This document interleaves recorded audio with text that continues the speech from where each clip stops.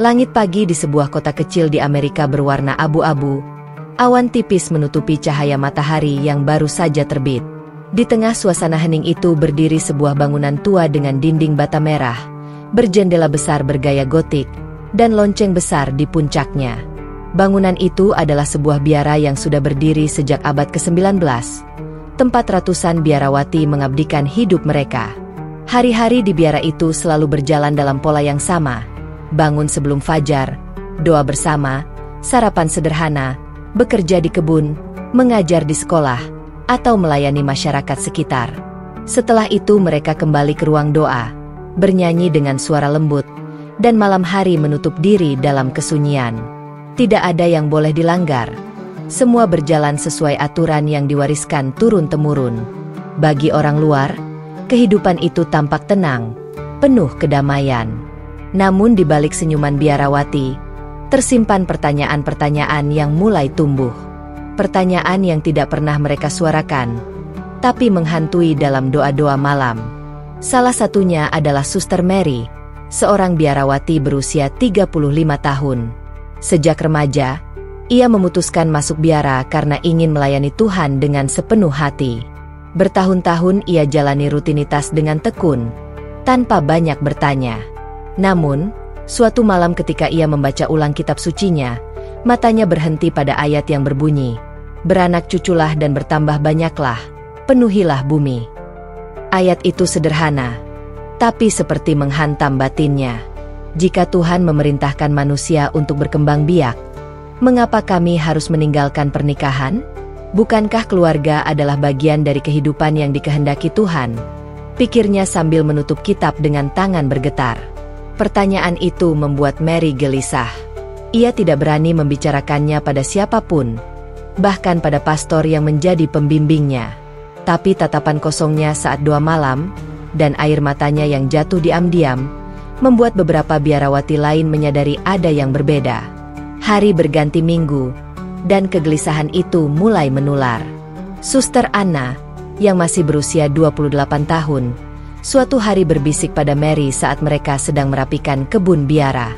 "Mary, apakah kau pernah merasa ada yang tidak masuk akal dengan semua ini?" tanyanya hati-hati. Mary terdiam. Jantungnya berdetak kencang. Ia takut itu jebakan. Takut kata-katanya dilaporkan. Tapi ketika ia menatap mata Anna, ia melihat ketulusan yang sama. "Ya," jawab Mary lirih. "Aku sering bertanya-tanya, mengapa Tuhan menciptakan laki-laki dan perempuan, memberi mereka naluri untuk mencintai, tapi kita dilarang menikah?" Percakapan singkat itu menjadi awal dari diskusi-diskusi rahasia. Mereka tidak berani membicarakannya di ruang terbuka, melainkan di dapur saat semua tidur, atau di perpustakaan ketika sepi. Lama-kelamaan, jumlah biarawati yang ikut bergabung semakin banyak. Ada yang masih muda, ada yang sudah beruban. Semua sama-sama dihantui pertanyaan yang tak bisa dijawab dengan aturan gereja. Dalam diskusi itu, mereka mencoba kembali membuka kitab. Mereka menemukan banyak kisah tentang nabi-nabi yang berkeluarga, tentang kehidupan rumah tangga yang diberkahi. Mereka semakin yakin bahwa perintah untuk berkembang biak bukan sekadar simbol, melainkan sebuah panggilan fitrah. Namun setiap kali keberanian itu tumbuh, ketakutan juga datang. Mereka tahu gereja melarang keras mempertanyakan tradisi selibat. Pastor-pastor menegaskan bahwa pernikahan akan mengotori kemurnian pelayanan mereka. Aturan itu sudah dianggap sakral. Siapapun yang melanggarnya akan dianggap murtad dari panggilan suci. Malam-malam pun berubah menjadi pertempuran batin. Beberapa suster berdoa lebih lama, memohon agar Tuhan menenangkan hati mereka. Tapi bukannya tenang, justru semakin banyak ayat yang mengingatkan mereka tentang pentingnya keluarga. Bahkan mimpi-mimpi mereka sering dihiasi bayangan memiliki anak, melihat tawa kecil berlari di halaman, sesuatu yang selama ini tak pernah mereka alami. Kegelisahan itu akhirnya menggerakkan hati Mary untuk menulis diari. Ia menulis dengan tinta hitam di buku tua yang ia sembunyikan di bawah kasurnya.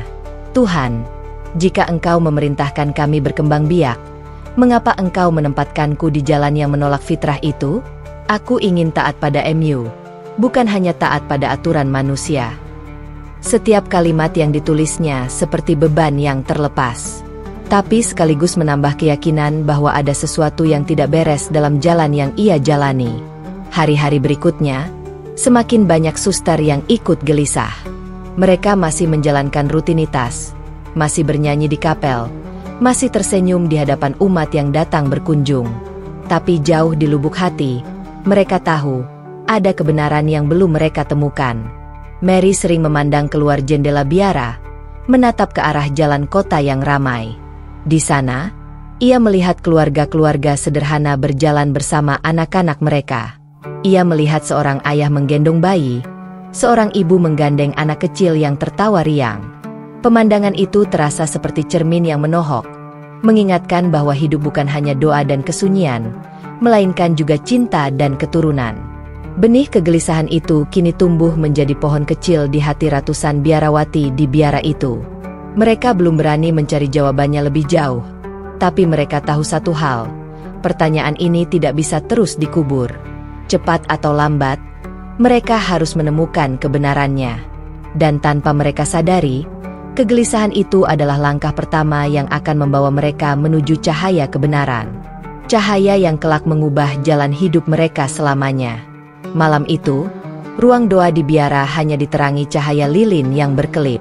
Para biarawati sudah kembali ke kamar masing-masing, meninggalkan keheningan yang hampir menyesakan. Namun di salah satu sudut perpustakaan kecil, beberapa suster berkumpul diam-diam. Mereka membawa kitab-kitab tua yang sudah lusuh, sebagian berbahasa Latin, sebagian lagi terjemahan bahasa Inggris modern. Suster Mary duduk di tengah, membuka halaman-halaman dengan hati-hati. Jemarinya bergetar, bukan karena dingin, melainkan karena ketakutan bila ada yang memergoki. Malam itu, ia bersama Anna, Ruth, dan beberapa biarawati lain memutuskan untuk mencari jawaban langsung dari kitab yang mereka yakini sebagai firman Tuhan. Aku ingin tahu apakah benar semua yang kita jalani ini sejalan dengan perintahnya, kata Anna dengan suara serendah bisikan. Mereka pun mulai membaca.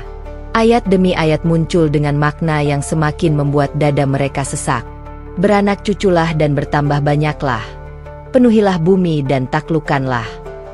Ayat itu diulang dalam berbagai bagian kitab, dengan redaksi yang berbeda tetapi makna serupa. Semakin banyak mereka menemukan, semakin dalam pertanyaan menusuk hati mereka. Ruth, yang dikenal sebagai salah satu biarawati paling taat dan jarang mempertanyakan aturan, tiba-tiba menutup kitab dengan keras. Matanya berkaca-kaca. Bagaimana mungkin kita menolak salah satu perintah paling jelas ini? Apakah kita sedang taat pada Tuhan, atau taat pada aturan yang dibuat manusia? Katanya terbata. Keheningan menyelimuti mereka. Hanya suara detik jam tua di dinding yang terdengar. Mary merasa dadanya sesak, seolah-olah pertanyaan itu adalah suara hatinya sendiri yang sejak lama ia pendam. Malam itu bukan sekadar pertemuan rahasia, melainkan awal dari perjalanan baru. Mereka memutuskan untuk membagi tugas. Beberapa akan mencari ayat-ayat yang menekankan tentang keluarga, sementara yang lain akan meneliti kisah para nabi. Hari-hari berikutnya di biara berubah menjadi penuh rahasia. Di siang hari, mereka tetap menjalankan rutinitas, mengajar anak-anak, membersihkan halaman, dan melayani umat yang datang. Namun malam hari, perpustakaan menjadi tempat mereka menggali kebenaran. Anna menemukan kisah tentang Nabi Ibrahim yang berkeluarga, tentang Musa yang menikah, bahkan tentang Yesus yang mengangkat keluarga sebagai bagian penting dalam kehidupan umat manusia. Setiap temuan baru membuat mereka semakin sadar bahwa kehidupan berkeluarga adalah bagian dari rencana Tuhan yang sempurna. Kalau para nabi saja berkeluarga, mengapa kita harus dipaksa hidup menyendiri? Tanya Anna dengan suara gemetar. Pertanyaan itu seperti paku terakhir yang menancap di hati mereka. Mereka mulai menyadari ada jurang besar antara ajaran dalam kitab dan tradisi yang dipaksakan oleh gereja. Namun pencarian ini bukan tanpa resiko. Suatu sore, ketika Mary sedang membaca kitab di taman kecil biara, seorang pastor senior mendekatinya. "Kau tampak sangat rajin, Suster Mary," katanya dengan senyum penuh arti. Mary tersentak, buru-buru menutup kitabnya. "Ya, Pastor, saya hanya memperdalam firman." Pastor itu menatap tajam, seakan bisa membaca kegelisahan dalam hati Mary. "Hati-hati, Suster. Terkadang terlalu banyak berpikir justru menjauhkan kita dari ketaatan."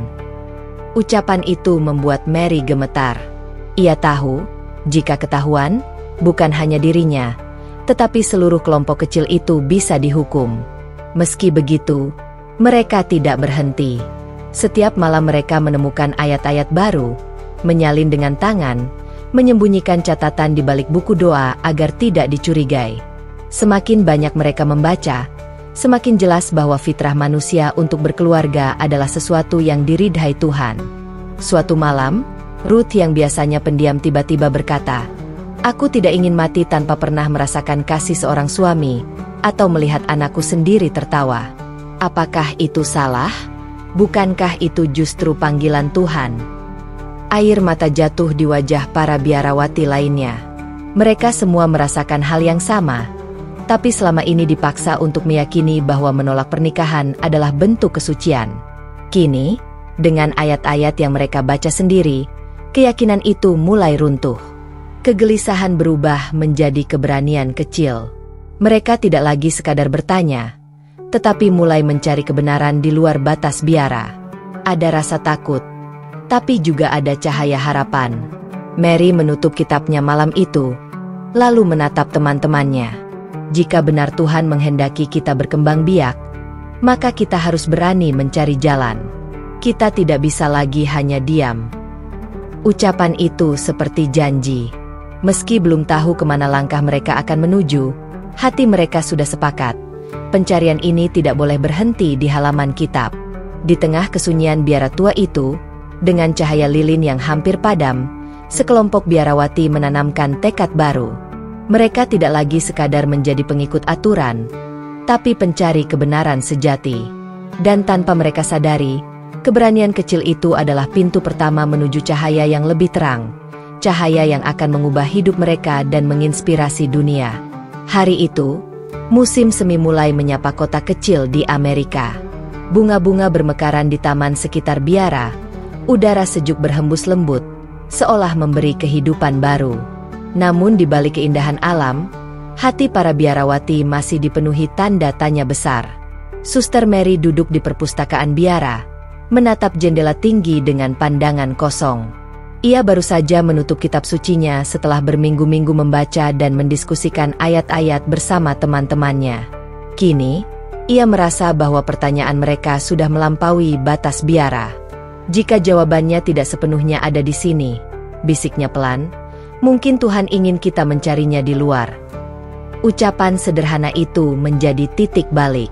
Malam itu, Mary memberanikan diri berbicara pada kelompok kecil biarawati yang selama ini bersama-sama meneliti kitab. Mereka duduk melingkar di ruang doa yang sepi, hanya ditemani lilin-lilin kecil yang berkelip. "Aku merasa kita harus membuka mata lebih luas," kata Mary dengan suara pelan namun tegas. "Kita sudah membaca, merenung, dan menemukan banyak hal. Tapi tetap saja ada ruang kosong. Mungkin Tuhan ingin kita menemukan kebenaran di tempat lain." Anna, yang biasanya penuh semangat, menelan ludah. "Kau maksud, di luar biara?" Mary mengangguk pelan. "Ya. Kita tidak bisa lagi hanya membatasi diri dengan apa yang ditanamkan pada kita sejak kecil. Kita harus berani melihat pandangan lain. Jika kebenaran itu memang dari Tuhan, ia tidak akan bertentangan dengan fitrah." Keheningan menyelimuti ruangan. Kalimat Mary terdengar sederhana, namun dampaknya besar. Semua yang hadir menyadari, langkah itu berisiko. Jika ketahuan, mereka bisa diusir, bahkan dicap pengkhianat. Tapi di sisi lain, rasa haus mereka akan kebenaran sudah terlalu kuat untuk dibendung. Malam itu, mereka sepakat untuk mencari jalan keluar. Tidak langsung terang-terangan, melainkan perlahan, diam-diam, agar tidak menimbulkan kecurigaan. Beberapa hari kemudian, kesempatan itu datang dengan cara yang tak terduga. Biara menerima kiriman buku-buku donasi dari perpustakaan kota, sebagian besar tentang filsafat dan agama. Suster Ruth yang bertugas menyusun buku-buku itu terkejut ketika menemukan satu judul yang asing, Understanding Islam, Faith and Practice. Ia membawanya ke Mary dengan wajah pucat namun penuh antusias. "Lihat ini," bisiknya. Mary menatap sampul buku itu lama, seakan tidak percaya. "Apakah ini kebetulan?" "Tidak ada yang kebetulan," jawab Ruth lirih. Buku itu menjadi jendela pertama yang membuka wawasan baru. Mereka membaca diam-diam, saling bergantian, menyembunyikannya di balik rak-rak tebal. Semakin mereka membaca, semakin mereka merasa seolah menemukan potongan puzzle yang hilang. Mereka tertegun ketika membaca penjelasan tentang keluarga dalam Islam, bahwa menikah adalah ibadah, melahirkan keturunan adalah amal jariah, dan mendidik anak adalah jalan menuju surga. Semua itu terdengar begitu dekat dengan perintah Tuhan yang mereka temukan dalam kitab mereka sendiri. "Ini masuk akal," kata Anna dengan suara bergetar. "Tidak ada pertentangan dengan apa yang kita baca selama ini. Justru melengkapi." Mary mengangguk. Matanya berkaca-kaca. Seakan Tuhan benar-benar ingin menunjukkan jalan pada kita. Namun, buku itu hanyalah awal. Rasa ingin tahu mereka semakin besar. Diam-diam, beberapa biarawati mencari akses ke perpustakaan kota. Mereka meminjam buku tentang sejarah agama, membandingkan, dan mencatat dengan hati-hati. Di luar jam biara, mereka mulai berani membaca artikel dari internet, meskipun penuh risiko jika ketahuan. Suatu hari, Anna menemukan artikel tentang seorang wanita Amerika yang masuk Islam setelah bertahun-tahun menjadi penganut gereja. Wanita itu bercerita bagaimana ia menemukan kebebasan spiritual dan kedamaian batin setelah memeluk Islam. Kisah itu membuat Anna menangis. "Jika dia bisa menemukan ketenangan dalam Islam, mungkin ini juga jalan untuk kita," ucapnya sambil menyeka air mata. Langkah-langkah kecil itu akhirnya membawa mereka pada keputusan berani. Mereka ingin bertemu langsung dengan komunitas Muslim. Tidak cukup hanya membaca buku atau artikel, mereka ingin mendengar dari orang-orang yang menjalani kehidupan itu. Ruth yang memiliki kerabat jauh di kota besar, diam-diam menghubungi seorang teman lama yang kini menjadi muslimah. Pertemuan diatur dengan sangat hati-hati, di sebuah rumah sederhana yang jauh dari pusat kota. Hari itu, dengan alasan pergi mengurus kebutuhan biara, Mary, Anna, dan Ruth pergi diam-diam. Hati mereka berdegup kencang, takut ketahuan, namun juga penuh harapan. Saat mereka sampai, mereka disambut oleh seorang wanita muslim berhijab. Wajahnya ramah dan penuh senyum. "Selamat datang," katanya lembut. "Saya Sarah." Pertemuan itu menjadi pengalaman yang mengguncang hati mereka. Sarah menjelaskan tentang Islam dengan penuh kesederhanaan, menjawab pertanyaan-pertanyaan mereka tanpa paksaan. Ia bercerita bagaimana Islam tidak pernah memerintahkan manusia meninggalkan fitrahnya, bagaimana keluarga adalah pondasi, dan bagaimana setiap amal kecil bernilai ibadah.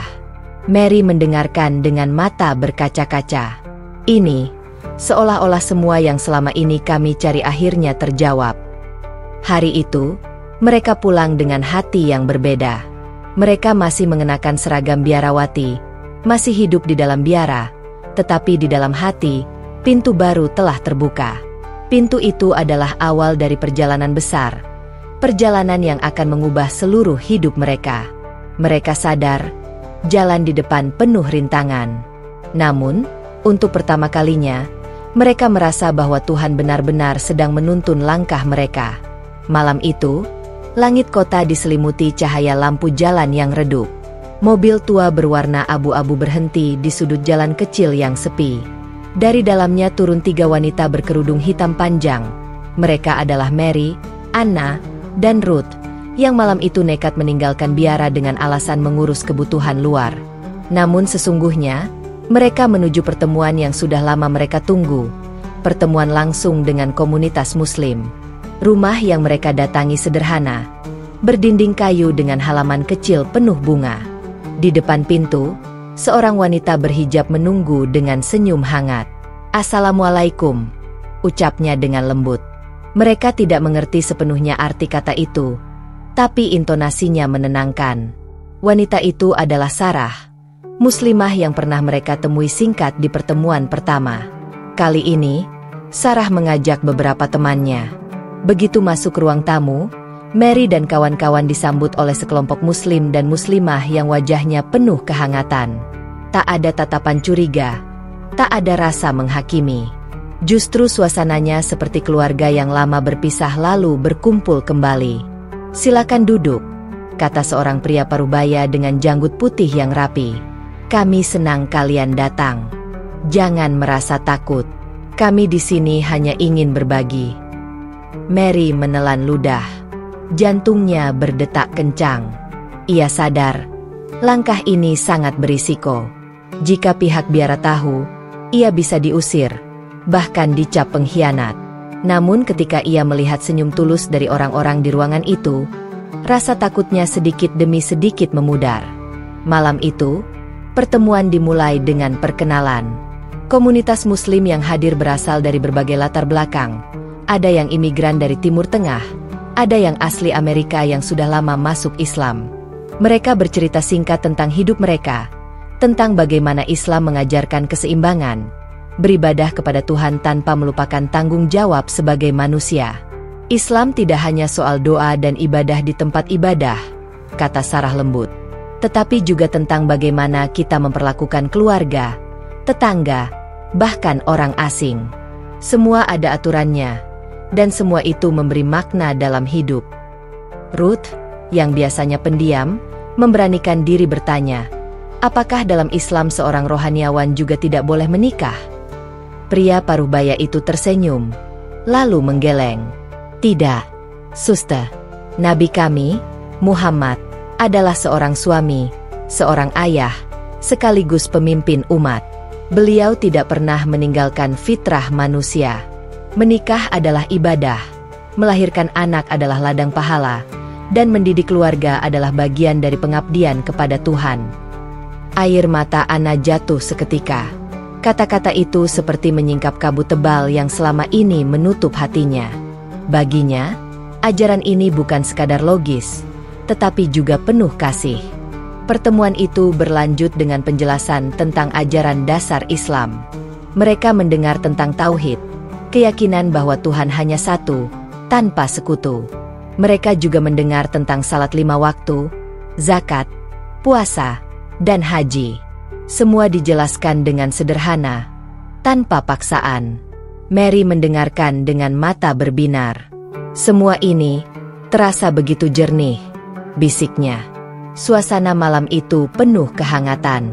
Setelah diskusi panjang, komunitas Muslim mengajak mereka makan malam bersama. Di meja sederhana, tersaji roti hangat, sup sayuran, dan daging panggang. Mary dan kawan-kawan terkejut dengan cara makan mereka, penuh kebersamaan, saling berbagi, dan selalu diawali dengan doa singkat. "Apa yang kalian baca tadi?" tanya seorang anak kecil Muslim sambil tersenyum polos. Mary terdiam, lalu tertawa kecil. "Kami sedang belajar sesuatu yang baru," jawabnya. Anak kecil itu mengangguk, lalu berkata, "Semoga Allah memberkati kalian." Ucapan sederhana itu membuat hati Mary bergetar. Ia merasa seakan Tuhan sedang berbicara langsung melalui mulut seorang anak kecil. Setelah makan malam, Sarah mengajak mereka ke ruangan kecil yang digunakan untuk salat. Di sana, mereka melihat beberapa Muslim berdiri, rukuk, dan sujud dengan penuh khusyuk. Tidak ada musik, tidak ada patung, hanya manusia dan Tuhannya. Mary menatap pemandangan itu dengan air mata menetes. Betapa sederhana, tapi begitu mendalam, gumamnya. Malam semakin larut. Sebelum mereka pulang, Sarah menggenggam tangan Mary erat-erat. "Kalian selalu diterima di sini. Islam tidak memaksa, tapi jika kalian ingin belajar lebih jauh, pintu ini selalu terbuka." Dalam perjalanan pulang ke biara, Suasana di dalam mobil hening. Tidak ada yang berbicara, tapi air mata mengalir di pipi masing-masing. Mereka baru saja merasakan sesuatu yang selama ini mereka cari, sebuah kehangatan iman yang sesuai dengan fitrah, sebuah kehidupan yang tidak memutus manusia dari keluarga, melainkan justru menguatkannya. Sesampainya di biara, mereka kembali mengenakan wajah tenang seperti biasanya. Tapi di dalam hati, mereka tahu satu hal, hidup mereka tidak akan pernah sama lagi. Pertemuan rahasia itu telah menyalakan cahaya yang sulit dipadamkan. Mary menatap langit malam dari jendela kamarnya. Ia tersenyum tipis sambil berbisik, "Tuhan, apakah ini jalan yang Kau tunjukkan padaku?" Dan dalam keheningan biara tua itu, hatinya menjawab, "Ya." Sejak malam pertemuan rahasia dengan komunitas muslim itu, hidup di biara tidak lagi sama bagi Mary, Anna, Ruth, dan kawan-kawan mereka. Hati mereka semakin terang. Tetapi bersamaan dengan itu, bayangan gelap ketakutan mulai mengikuti. Mereka sadar, semakin dalam mereka mencari kebenaran, semakin besar pula risiko yang harus ditanggung. Pagi di biara biasanya berjalan tenang, penuh rutinitas. Namun kini, tatapan pastor senior yang mengawasi mereka terasa lebih tajam. Setiap gerak-gerik seolah diperhatikan.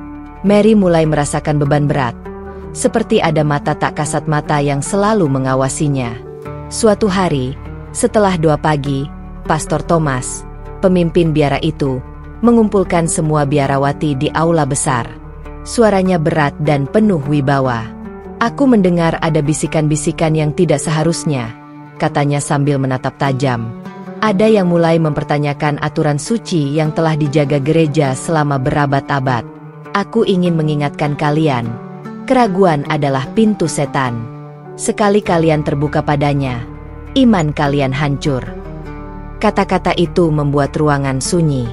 Beberapa biarawati menundukkan kepala, sebagian lain berbisik lirih. Mary merasakan jantungnya berdegup lebih cepat. Ia yakin ucapan itu ditujukan pada kelompok kecil mereka. Malamnya, Mary menulis diarinya, "Tuhan, jika aku sedang menempuh jalan salah, tunjukkanlah. Tapi jika jalan ini adalah kebenaran MU, berilah aku kekuatan. Aku takut, tapi aku juga tidak ingin menutup mata lagi." Hari-hari berikutnya menjadi semakin berat. Suster Ruth dipanggil secara khusus oleh Pastor Thomas. Ia ditanyai dengan nada interogasi. Mengapa ia sering berlama-lama di perpustakaan? Mengapa ia terlihat gelisah? Ruth menjawab seadanya. Tapi matanya yang berkaca-kaca membuat kecurigaan semakin kuat. Anna bahkan sempat ditegur di hadapan para suster lain. "Keraguanmu bisa menular," kata seorang pastor muda. "Hati-hati, jangan sampai kau menyesatkan saudara-saudaramu di sini." Kata-kata itu menusuk hati Anna, membuatnya menangis semalaman. Namun justru di tengah tekanan itu, keyakinan mereka semakin teruji. Mereka merasakan perbedaan antara aturan buatan manusia dan panggilan hati yang datang dari Tuhan. Suatu malam, Mary mengumpulkan teman-temannya di dapur kecil biara. Dengan suara bergetar ia berkata, "Mungkin inilah ujian yang harus kita lalui. Tuhan tidak akan membiarkan kita menemukan kebenaran tanpa pengorbanan. Kita harus kuat." Ruth mengangguk pelan. "Aku takut diusir, tapi aku lebih takut mati dalam kebohongan." Kata-kata itu membuat semua terdiam. Mereka menyadari bahwa risiko bukan hanya kehilangan tempat tinggal, tetapi juga kehilangan keluarga, identitas, bahkan rasa aman. Namun di sisi lain, mereka juga tahu, kebenaran terlalu berharga untuk diabaikan. Beberapa minggu kemudian, ujian mereka semakin nyata. Biara menerima kunjungan seorang uskup tinggi dari kota besar. Dalam khotbahnya, ia menyinggung soal bahaya pengaruh ajaran luar. "Banyak orang tersesat karena ingin mencari kebenaran di luar gereja," katanya lantang. "Padahal kebenaran hanya ada di sini. Barang siapa berpaling, ia akan binasa." Mary merasakan tubuhnya gemetar. Kata-kata itu seakan diarahkan langsung padanya. Namun anehnya, alih-alih goyah, hatinya justru semakin teguh. Jika kebenaran sejati itu memang dari Tuhan, pikirnya, maka ia tidak bisa dibatasi oleh dinding gereja. Ujian demi ujian membuat mereka semakin berhati-hati. Mereka tidak lagi bisa sering keluar biara. Pertemuan dengan komunitas Muslim pun menjadi lebih jarang, hanya sesekali melalui pesan singkat yang dikirim dengan penuh risiko. Namun justru dalam keterbatasan itu, mereka belajar keteguhan hati. Anna mulai rajin menulis catatan kecil berisi kutipan ayat dari kitab yang mereka temukan sebelumnya. Ia menyalinnya di kertas-kertas kecil, lalu menyelipkannya di balik bantal atau buku doa. "Ini pengingat," katanya, "agar kita tidak lupa apa yang telah kita temukan."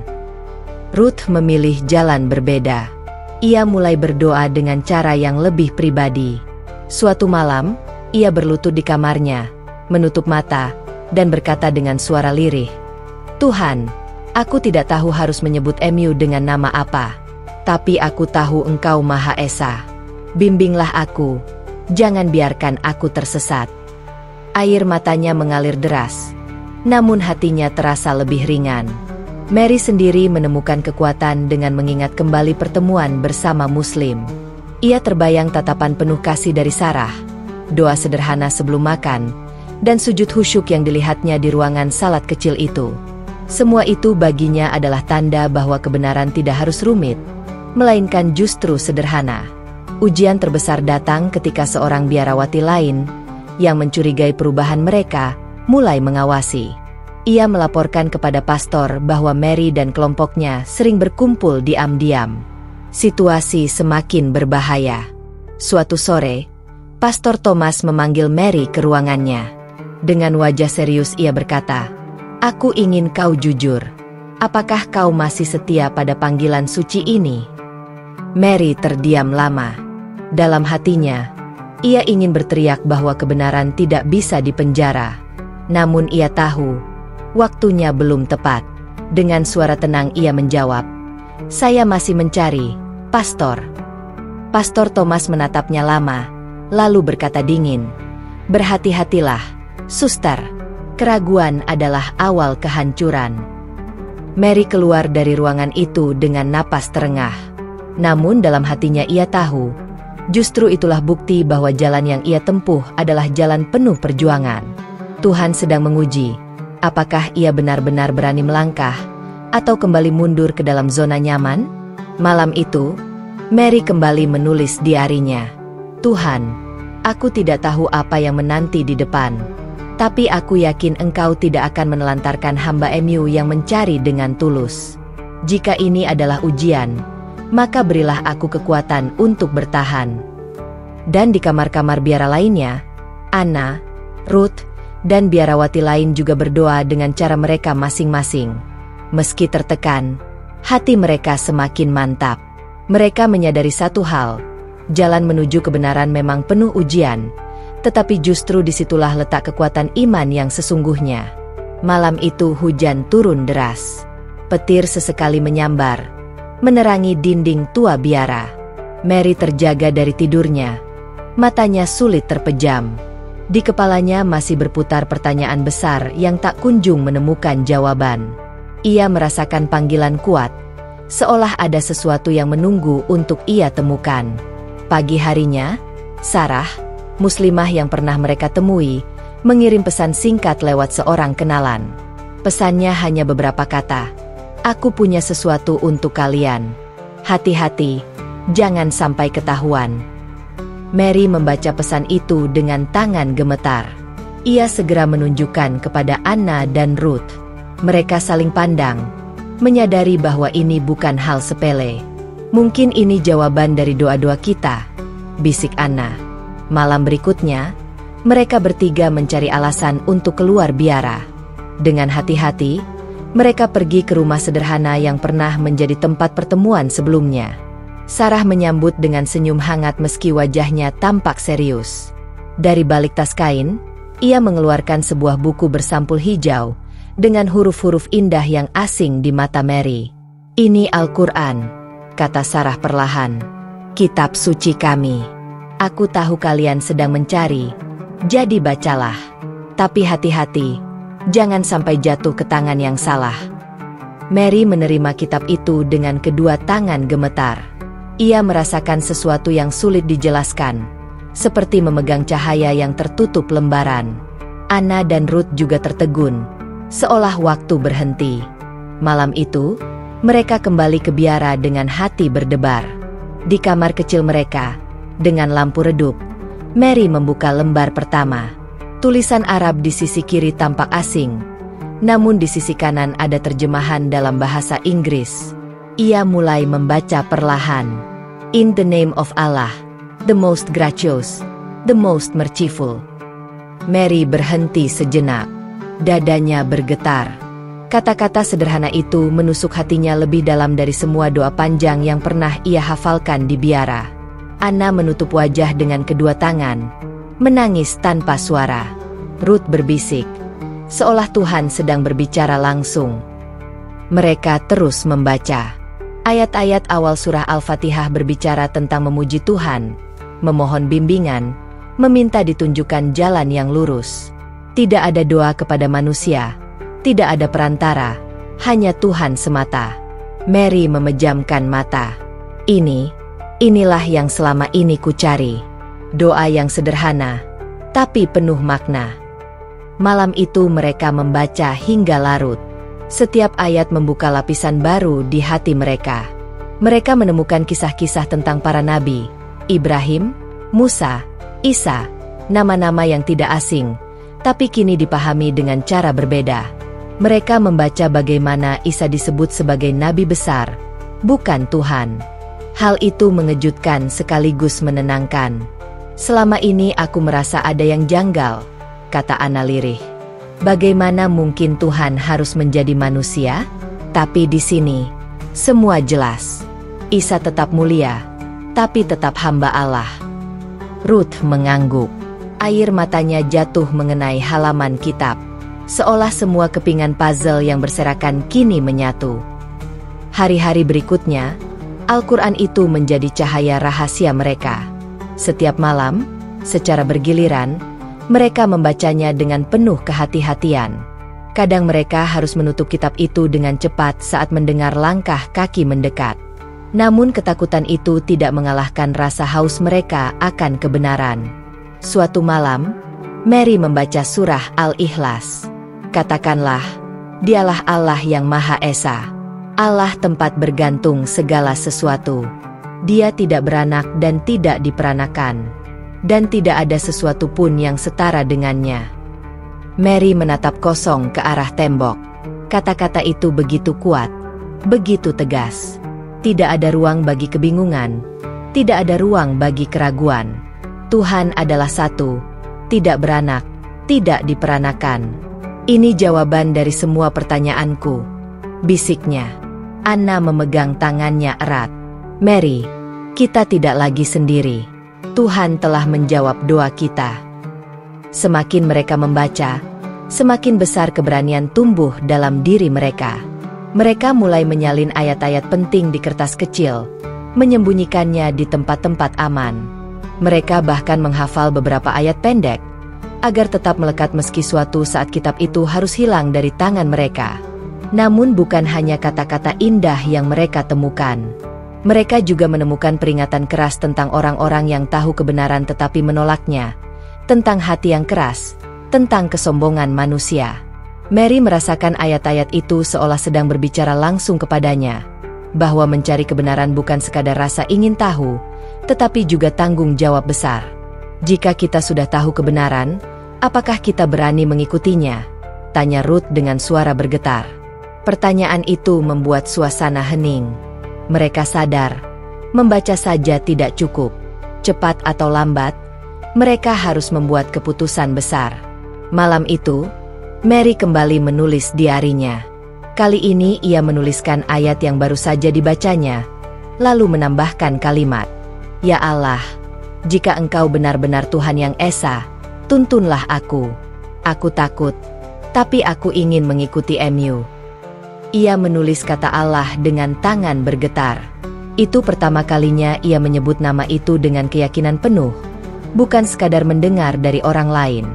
Beberapa hari kemudian, Mary, Anna, dan Ruth bertemu lagi dengan Sarah. Mereka menceritakan apa yang mereka rasakan setelah membaca Al-Quran. Sarah tersenyum dengan mata berkaca-kaca.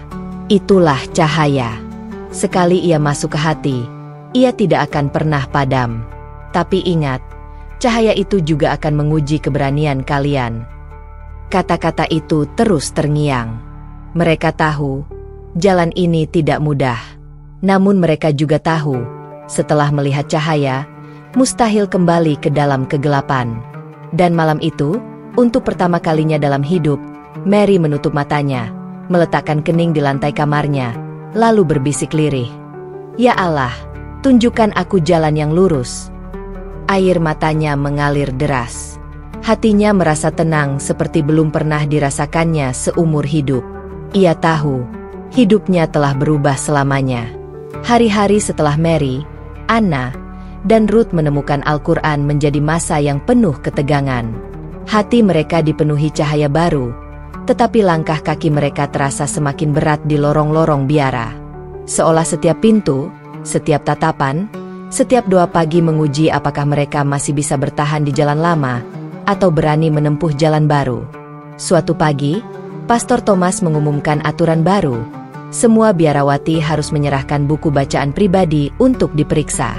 Mary dan kawan-kawan saling berpandangan dengan wajah pucat. Al-Quran yang mereka simpan bisa menjadi bukti pengkhianatan jika ditemukan. Dengan hati berdebar, mereka menyembunyikan kitab itu di dalam lubang kecil di balik papan lantai kamar Ruth. Malam sebelumnya, mereka bekerja diam-diam membuka papan kayu dengan pisau dapur tumpul. Setelah kitab itu tersimpan rapi, mereka berdoa dengan penuh harap. Ya Allah, lindungi cahaya MU ini, bisik Mary. Saat pemeriksaan berlangsung, para pastor masuk ke kamar-kamar, memeriksa rak, membuka laci, bahkan meneliti catatan-catatan doa. Mary merasakan keringat dingin menetes di pelipisnya. Namun ajaibnya, tidak ada satupun yang menyentuh papan lantai tempat Al-Quran bersembunyi. Setelah para pastor pergi, mereka bertiga saling berpelukan dengan air mata lega. Namun kelegaan itu tidak berlangsung lama. Kecurigaan terhadap mereka semakin besar. Beberapa biarawati mulai menjauhi Mary, Anna, dan Ruth. Ada yang berbisik di lorong, ada yang menatap dengan sinis, bahkan ada yang melaporkan bahwa mereka sering terlihat berbisik-bisik saat doa malam. Tekanan sosial itu menyakitkan. Anna yang lembut mulai sering menangis diam-diam. Mengapa mereka membenciku, padahal aku tidak melakukan kesalahan? Tanyanya pada Mary. Mary hanya bisa menggenggam tangannya, berusaha menenangkan. Karena kita sedang melangkah di jalan yang berbeda. Mereka belum mengerti. Ruth justru semakin kuat. Bukankah ini tanda bahwa kita harus memilih? Kita tidak bisa selamanya hidup di dua dunia. Cepat atau lambat, kita harus memutuskan. Kata-kata itu membuat mereka merenung panjang. Selama ini mereka mencoba menjalani dua kehidupan. Biarawati taat di hadapan pastor, sekaligus pencari kebenaran di balik pintu kamar. Tapi semakin lama, perbedaan itu semakin tajam, dan mereka merasa terhimpit di tengah-tengah. Suatu malam, mereka berkumpul di dapur kecil. Mary membuka percakapan dengan suara lirih. Aku merasa waktunya hampir tiba. Kita harus memilih, apakah tetap di sini dengan segala aturan yang mengekang, atau mengikuti cahaya yang telah kita temukan. Anna terisak. Aku takut kehilangan semuanya. Biara ini rumahku sejak kecil. Tapi aku juga tahu, hatiku tidak bisa kembali seperti dulu. Ruth mengangguk. Ketakutan itu wajar. Tapi apa artinya hidup di tempat aman jika hati kita mati? Percakapan itu mengubah banyak hal. Untuk pertama kalinya, mereka berani membicarakan kemungkinan keluar dari biara. Pilihan itu sangat berisiko. Mereka bisa kehilangan status, tempat tinggal, bahkan dicap pengkhianat oleh keluarga dan masyarakat. Tetapi di sisi lain, kebebasan iman menanti di luar sana. Beberapa hari kemudian, ujian lain datang. Uskup besar kembali berkunjung, kali ini dengan perintah tegas. Semua biarawati harus menandatangani pernyataan kesetiaan mutlak kepada gereja. Dokumen itu berisi janji untuk tidak pernah mempertanyakan doktrin, dan jika melanggar, berarti mengkhianati Tuhan. Mary membaca lembaran itu dengan tangan gemetar. Baginya, menandatangani berarti mengikat diri pada sesuatu yang ia tahu tidak sepenuhnya benar. Tetapi menolak berarti membuka diri pada hukuman yang tidak main-main. Anna hampir pingsan karena panik. Ruth menggenggam tangannya dan berkata, "Lihatlah ini sebagai ujian terakhir. Apakah kita akan memilih kenyamanan atau kebenaran?" Malamnya, mereka bertiga kembali membuka Al-Quran yang tersembunyi. Mary membaca ayat tentang orang-orang yang tidak boleh menyembunyikan kebenaran setelah mengetahuinya. Ayat itu menembus hati mereka. Seakan Allah sendiri yang menegur, "Jangan diam, jangan pura-pura, jangan menutup cahaya setelah ia datang." Mary menutup kitab itu dengan air mata mengalir deras. "Aku tidak bisa lagi berpura-pura. Aku harus memilih Allah." Anna terisak, tapi akhirnya mengangguk. "Kalau begitu, aku pun ikut. Lebih baik kehilangan dunia daripada kehilangan Tuhan." Ruth tersenyum penuh haru. "Kalian tahu ini berarti apa? Hidup kita tak akan sama lagi." Keputusan itu memberi mereka kekuatan baru. Esoknya, saat semua biarawati dikumpulkan untuk menandatangani pernyataan, Mary menatap kertas itu dengan tenang. Ia tidak menorehkan tanda tangan. Anna dan Ruth mengikuti jejaknya. Ruangan mendadak hening. Pastor Thomas menatap mereka tajam. Wajahnya memerah. "Apa maksud kalian?" Mary menarik napas panjang. Suaranya bergetar, namun penuh keyakinan.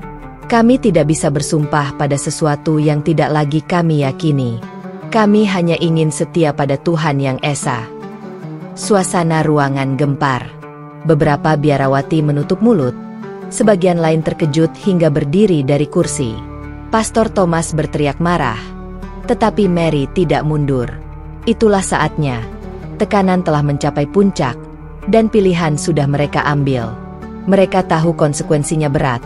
Mungkin diusir, mungkin dihina, bahkan mungkin hidup mereka akan terancam. Tapi hati mereka damai. Malam itu, di kamar mereka yang sederhana, mereka bertiga berpelukan erat.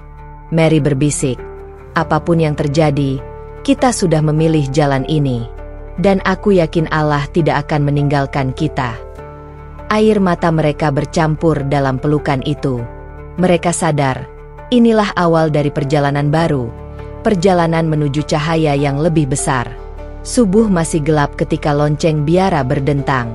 Suara itu biasanya memanggil para biarawati untuk doa pagi, tetapi bagi Mary, Anna, dan Ruth, dentang itu terdengar seperti tanda perpisahan. Malam sebelumnya, setelah menolak menandatangani pernyataan kesetiaan, mereka dipanggil ke ruang Pastor Thomas. Dengan nada dingin, sang pastor berkata, "Jika kalian tidak mau tunduk pada aturan gereja, kalian tidak punya tempat lagi di sini."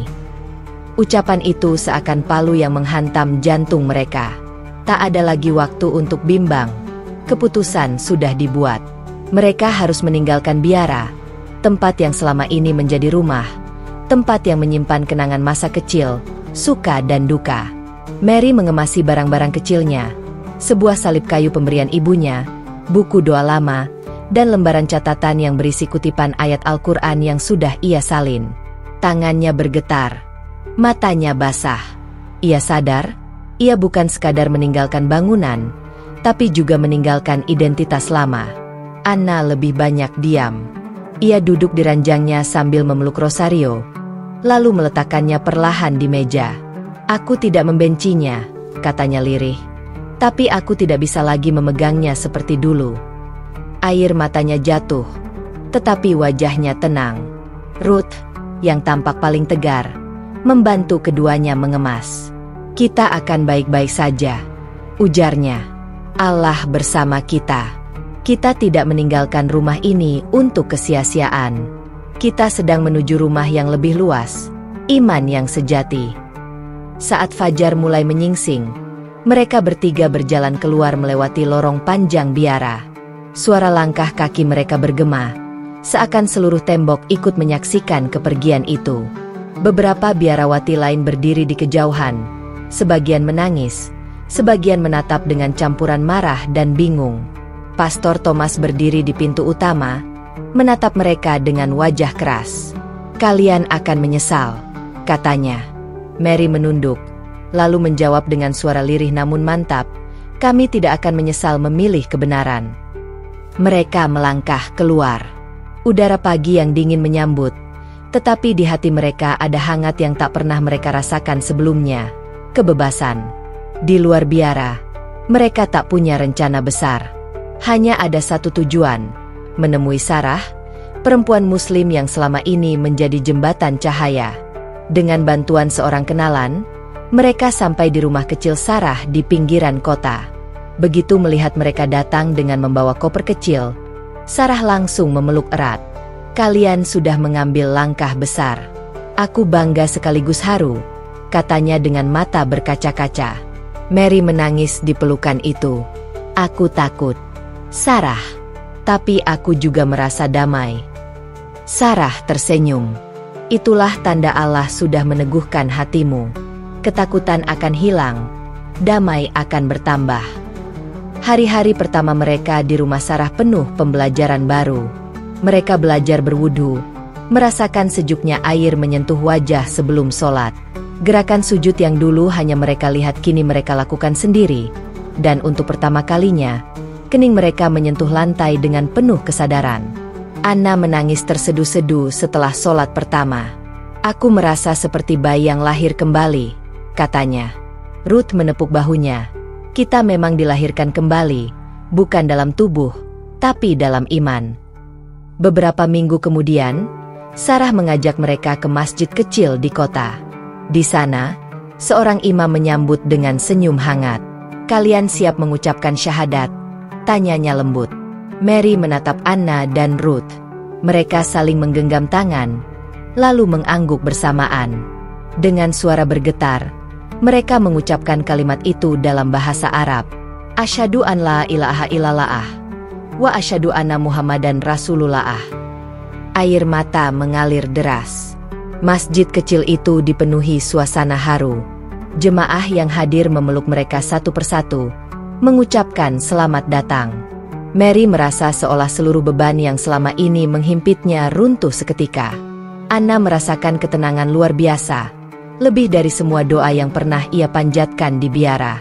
Ruth berdiri dengan dada tegak, penuh keyakinan bahwa inilah jawaban dari doa-doa panjangnya.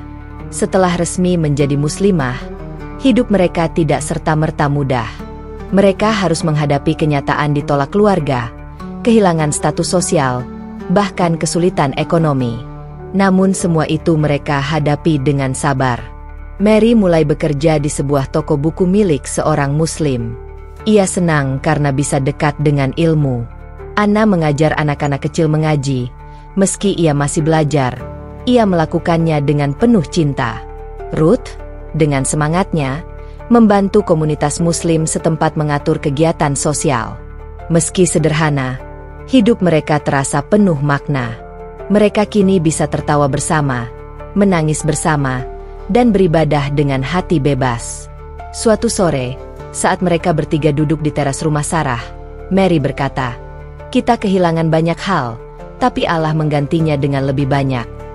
Anna mengangguk, "Kita kehilangan rumah lama, tapi Allah memberi kita keluarga baru." Ruth tersenyum, "Dan kita kehilangan gelar biarawati, tapi Allah memberi kita kehormatan sebagai hambanya." Kisah mereka tak berhenti di situ. Berita tentang ratusan biarawati yang menemukan cahaya Islam mulai menyebar. Sebagian menentang, sebagian heran, tapi banyak juga yang terinspirasi.